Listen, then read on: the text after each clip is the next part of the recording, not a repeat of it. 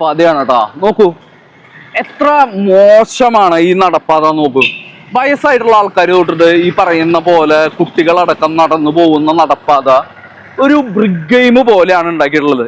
ഇതില് വയസ്സായിട്ടുള്ള ആൾക്കാർക്കൊക്കെ എത്രത്തോളം ബുദ്ധിമുട്ടാണെന്നുള്ളത് നോക്കൂ. ഇവിടെയൊക്കെ കുഴിയാണ്. കുട്ടികൾ നടന്നു പോകുന്ന നടപ്പാതയാണ് കേട്ടത്. കുട്ടികൾ നടന്നു പോകുന്ന നടപ്പാത എത്രത്തോളം അശ്രദ്ധമായിട്ടാണ് പണിത് വെച്ചിട്ടുള്ളത് നോക്കൂ. ഇവിടെയൊക്കെ വലിയ കുഴികളാണ്.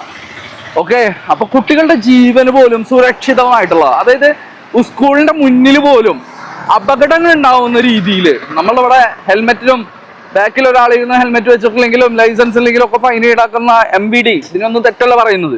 പക്ഷെ അങ്ങനെയുള്ള MVD എന്ന് പറയുന്നത് ഫൈൻ ഈടാക്കുന്നുണ്ട്. അപ്പൊ നമ്മൾ പബ്ലിക് സർവീസ്, ജനങ്ങളുടെ ജീവനും സ്വത്ത് സംരക്ഷിക്കാനാണല്ലോ ഫൈൻ ഈടാക്കുന്നത്.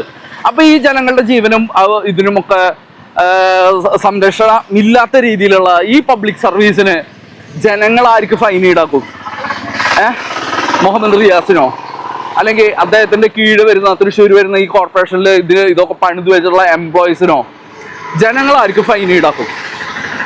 കുട്ടികളുടെ ജീവന് പോലും സുരക്ഷിതത്വം നൽകാത്ത ഇവിടുത്തെ പബ്ലിക് സർവീസ്, ഈ പറയുന്ന കോർപ്പറേറ്റ് നടപ്പാതകൾക്ക് ആർക്ക് ജനങ്ങൾ ഫൈൻ ഈടാക്കുമെന്ന് ചോദിച്ചുകൊണ്ട്